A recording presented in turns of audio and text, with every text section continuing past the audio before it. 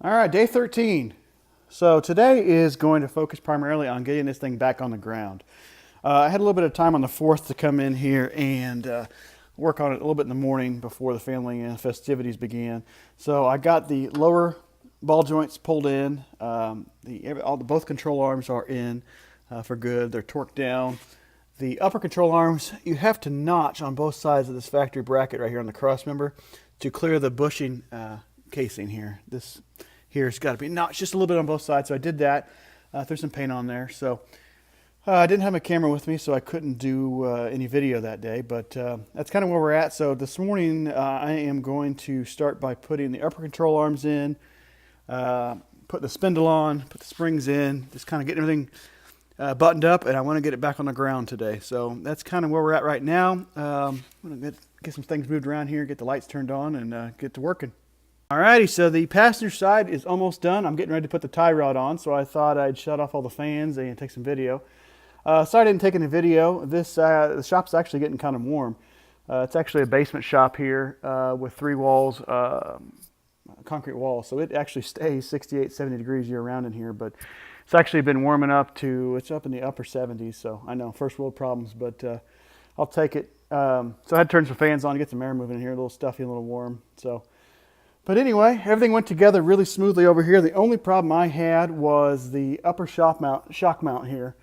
The bushing on that thing was a little tight. The stud measured 625 and the bushing was like 620. So it was really, really, really close. So it was just too much. So I had to massage that out with a little emery cloth to get that to fit, but no big deal. It went together. So like I say, I'm going to put the tie rod on here real quick. Everything went together really well. Everything's torqued down. The spindles, the CPP spindles, you know, I've heard good and bad about CPP, but this comes with a RideTech kit. Everything bolted together perfectly, no problems, no issues. That's kind of it under here. I have to excuse my mess here. It's been a little chaotic this morning. So, but like I say, I'm going to work on put the tie rod on real quick. So I just took the stock one I took off and measured the length center to center and just set the new one at that, just enough to get it close enough so we can get it to the alignment shop. So where I'm at right now. I'm going to get that tie rod on there and start working on the passengers or the driver's side here real quick. Get everything torqued down, get everything put on. Then I'll get the rotors, get them down here, get the bearings packed, and put them on here. Put the brakes on here and put it back on the ground. So making some progress today. So I again apologize for the lack of video. I'm going to try to do some video here in a little bit, but I got to turn the fans back on. So the box is about empty. I think I put the sway bar on, but I'm going to wait to put the sway bar on. Once it's up on the lift here, I'm going to do the brake lines and everything at the same time. A little easier to work on that stuff on the bottom of the truck. So for now, it's kind of where we're at. We'll just kind of see where the day goes from here. All right, after another brief hiatus, we are back. So I was able to get in and work on the truck a little bit here and there over the last week. Got quite a bit done. I didn't film any of it. I just didn't have time. I was just trying to get some stuff done. So at this point, I am ready to put the rotors on. I'm going to pack the bearings here this morning. I went ahead and painted the portion of the hat there satin black. The rotors on the back are the Willwoods, and they are powder coated satin black, the whole rotor. So these, I just did the part that you can see because I didn't want to mess with the mounting surface with the wheels at. Didn't want to have any chipping, peeling, or anything like that. So just the part that you can see. Just left the zinc coating everywhere else. So kind of where we're at right now is the front suspension is done. It's installed. It's all torqued. Everything's good to go. I've kind of got the alignment set sort of kind of close. I went ahead and made them the same length as the tie rods that came off, but they're actually, this thing has quite a bit of toe in right now as it sits. So once I get it back up on the lift, I can kind of dial that in a little closer. So everything went in really well. Springs are in. Everything looks good. I've got this bracket on here. It's just kind of, I had it on here for a mock-up to make sure that the everything fit, the caliper of the rotor, everything fit with the wheel and everything, because I actually had the wheel on there. At this point, everything is good. I did run into a little bit of a problem. I couldn't find any torque specs on the nuts on the end of the upper and lower shafts, so I torqued them down, and after I did it, when I tried to jack up the suspension with the floor jack, it actually picked up the jack off the jack, or picked up the truck off the jack stands before the suspension started compressing. So actually I backed them off. Everything's good to go now. All of the, actually need to clean that up. All of the ball joints and tie rod ends and everything have been greased. So that one actually got quite a bit of grease coming out. So I'll clean that up, but everything operates smoothly, no binds, anything like that. So that's kind of where we're at. Trying to think of anything else. Oh, I did figure out why my steering wheel was upside down, 180 degrees out. When I rebuilt the, I don't know if you really can't see that down here. When I rebuilt this joint here and put this new boot on, this thing can actually go on both directions, 180 degrees out, so you can flip it around. So what I did yesterday was I took this intermediate shaft off and flipped that that hat around, and the steering wheel is back where it's supposed to be now. So it's kind of where we're at right now. So what I'm going to do here is just kind of get cleaned up, and I'm going to start packing these bearings and put these rotors on here. So hopefully shoot some video of that, as boring as that probably will be. So that's all I can think of right now. So we'll see how it goes. So I went ahead and buttoned up this side. I wanted to make sure everything fit before I did it on camera, just so I didn't look like a complete idiot. So everything went together really well. All of the brackets worked. The Willwood told me that they didn't think that these calipers would work with the CPP modular drop spindles. Turns out they do. I don't know why it wouldn't. The bracket that comes with the spindles should fit the stock caliper, and this is a stock replacement caliper, so they do fit, so that's nice to know. But everything else looks good. So I'm going to go ahead and work on the passenger side. One little thing I did notice is I had masked off the hat here, and you can see there's a tiny little bit of hat showing on these things. I didn't think it would actually show, but it does. So, oh well, I'm not going to take it back apart and fix it now. So, crud on the rotor there. I need to clean that off, but that's kind of where it's at right now. So I'm going to go into the other side and maybe do a little video of kind of how all this goes together. So fingers crossed that it goes as easy as this side. All right, so let's go ahead. Oops. All right, let's go ahead and put this spindle nut on. So the way these work, for those of you who don't know how these work, there is a little tab on this flat washer. This I actually got this from my the stock suspension was on here. No need buying new ones. These are just fine. So, but the way this works is there's a little bit of a keyway machined into the spindle itself. So it just lines up on there, slides on there, like so. Nothing to it. Run this nut down.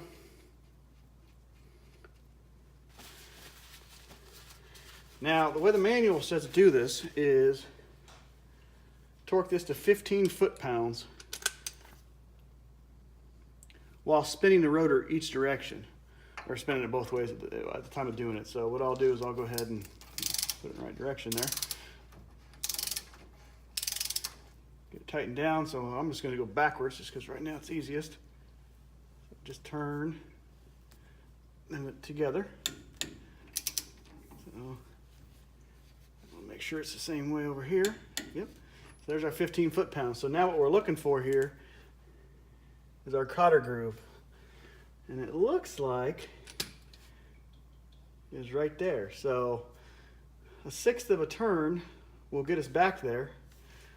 So let's just, what we're going to do is back this off.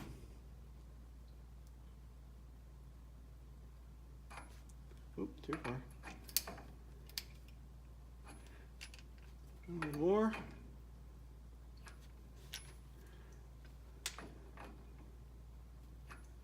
There it is. So I'll just double check that it spins freely in both directions. And it does. That's it. There's not much to it. All right, now that we've got the cotter key in, I can go ahead and put the dust cap on. So, and I actually did go buy new ones for these. I bought, Dorman makes them. They don't actually list them to fit this truck, but they do fit this truck. So they just kind of tap in.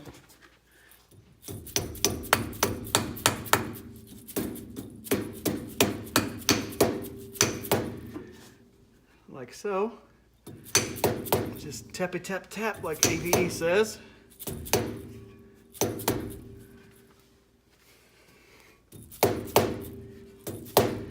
that's it. So we are done. It is on as it installed. So what I'm going to do next here is I'm going to rotate this around and start putting the brake on there. So you can have that. So everything else up here is good to go. It's all torqued down. Just going to actually recheck the control arms since I had them a little tight. So I'm going to go ahead and do that real quick before I put the brake on, but put the caliper on. So that's kind of it right now. One thing I would like to add, and I do this primarily for myself just because I can't remember things to save my life anymore, but I go ahead and write or mark. So this is actually 15 foot-pounds. So what I'll do is I'll just write 15 pounds on here and put a line across the top there just so that I know that it has been torqued. And just for reference, that's the number I torqued it to. So I do that because I'll sit there and scratch my head and trying to remember if I've torqued a bolt down or if I've forgotten it, but I just do that just kind of for me, for now and for the future. All right, so this bracket here, all right, so this bracket here mounts to these mounting points here, and I found another little anomaly that was not included in the Ride Tech manual. These brackets, I don't know if it'll show up on the camera, but they're offset. This one's offset this direction here. It's not by much, but it's enough to need to do some digging. So I looked online, and of course, Classic Performance website is from like 1985, so they don't have any information. But what I did was I measured the mounting surface of the caliper on the stock spindles that had the integral mounting bracket and these, and turns out it needs to go inward. So we need to mount it so that the offset goes towards the rotor. So what that does is it keeps the distance from the back side of the rotor here to the outside of this plate, which is a little over an inch. It's like 1 1/16", somewhere around in there. So that's just an interesting little tidbit. So basically this thing just mounts up. It's got these kind of fine thread grade 8 bolts here. So I put a little Loctite on them, even though there's a lock washer. I just for a little extra insurance there. So I'll get that started there, and I'll get the bottom one started, and just run these down. And then once I get this bracket all torqued down, I will kind of show how the caliper mounts on there. It mounts almost identical to stock, and it mounts actually the same way as the rears. So I'll get these torqued down here real quick, and we will show that. Okay, so I went ahead and put this caliper on here. It's kind of a three-handed deal here, so I didn't really want to film my misery here. So I got it up here. It mounts just like the stock one does. Nothing fancy. What this face here is in the same location it is on the stock spindle. So it just basically the caliper slides onto this bracket, sits here. So and then you slide these pins in. With the Willwood instructions, there's a little bit of there's like a bronze bushing that's inside here. They want you to put white lithium on the outside of that one, and so that it can slide freely within the caliper itself. And then we have to lubricate this outside. You really can't see that, but this outside recess where the pin sits on top and bottom. So I'm going to go ahead and I got it on here now. And what I did on the other side was I lubed the pin, just put a paper towel behind here, and lubed the pin right here, lube the slot, and just put it all together and torqued it down. So I'm going to go ahead and do that here real quick, and let's see how it goes.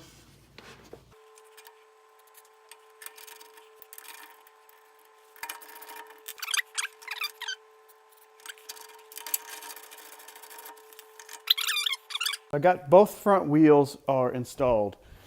I don't know if you really see it, but yeah, you actually can. This thing's got a ton of toe in, so I'm gonna get underneath there, and you can see it on this side too.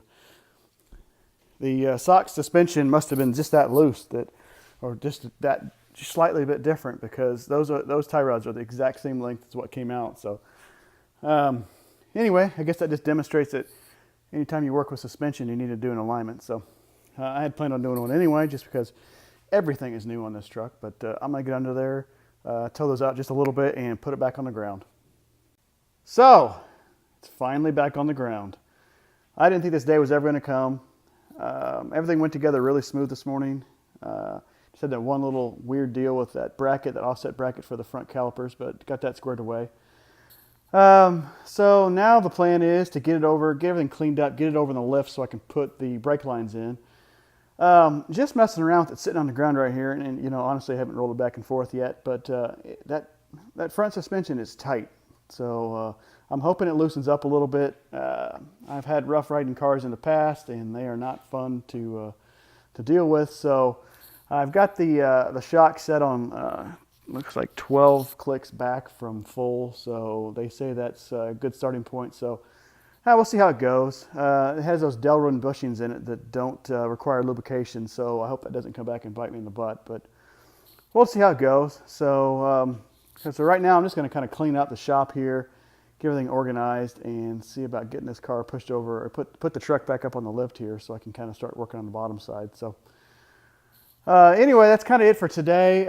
Nothing else exciting is going to happen today. I do appreciate you guys watching. Again, if you have any questions, concerns, anything that I've done wrong, anything you can see that I could do better, definitely open for suggestions. So like always, I feel like a panhandler this way, but please like and subscribe if you'd like to.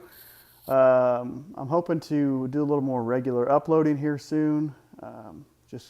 It's just been kind of a grind lately trying to get this front end done. So anyway, I appreciate you guys watching, and we'll see you guys next time.